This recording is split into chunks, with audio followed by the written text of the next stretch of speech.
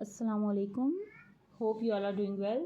Today we will discuss about the OET reading subset, which is the first subset of the OET exam, and different strategies you have to follow during this portion of the exam.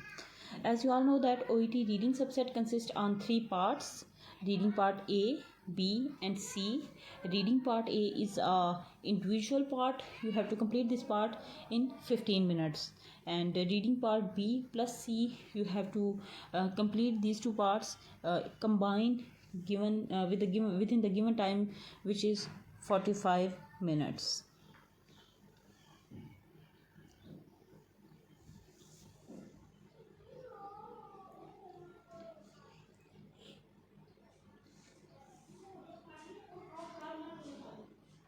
Now we will discuss about the reading part A, its format. Basically, reading part A consists on 4 texts, and in its overview I will tell you that these four texts, one text completely consists on numericals or visuals or tables or flowcharts, and there are 3 different tasks you have to do in these four in the part A, following these 4 contexts. First task is about the matching, and second is about the gap filling or sentence completion, and third is about the short answer question. You have to answer the short questions given to you in the last task. There will be 20 questions and you have to complete these 20 questions in 15 minutes.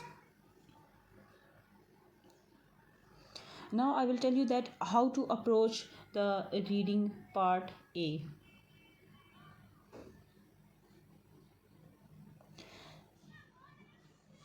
In reading part A, don't read the whole context as a whole in the start.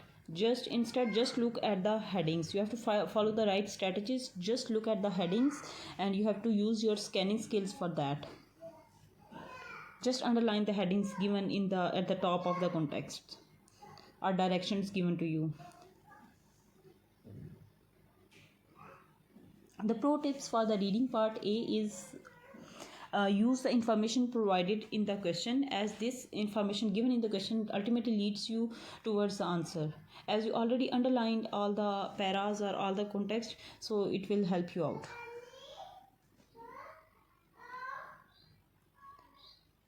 And if at any point you get stuck, so as you have very limited amount of time, so you don't waste your time at any question. If you get stuck, just proceed towards the next question. If the time left at the end, then you can again come back to that question. Now we will discuss about the reading part B, the strategies you have to follow in the reading part B, and what is the overview of the reading part B. Basically, reading part B consists on 6 short texts, and each text consists on about 100 to 150 words. And you will be given one question from each text, and for each question there will be 3 short options. This is the format of the reading part B.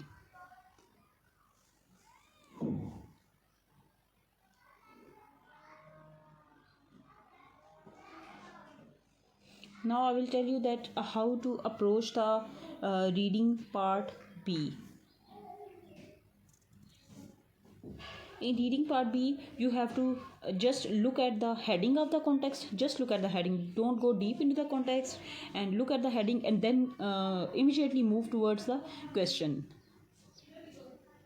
After reading the question, underline the keywords given in the question as well as in the options. Understand the difference between the options, and then move toward the context. Now I'll tell you the top tips for the reading part B is again notice the difference between the options given in the options. You have to underline those differences. Understand the question completely and then read the context, and you have to read it quickly as you have very limited amount of time. And be careful of distractors. Distractor means every option seems correct to you, so you have to pick the right one in limited time. And yes, you can practice the reading policies on the website and the instruction manuals given online. Now we will discuss about the reading part C. Reading part C basically consists on two long text. Each text consists on 750 to about 850 words. And you will be given 16 questions, 8 questions for each context. And for each question, you will be provided with the 4 multiple options.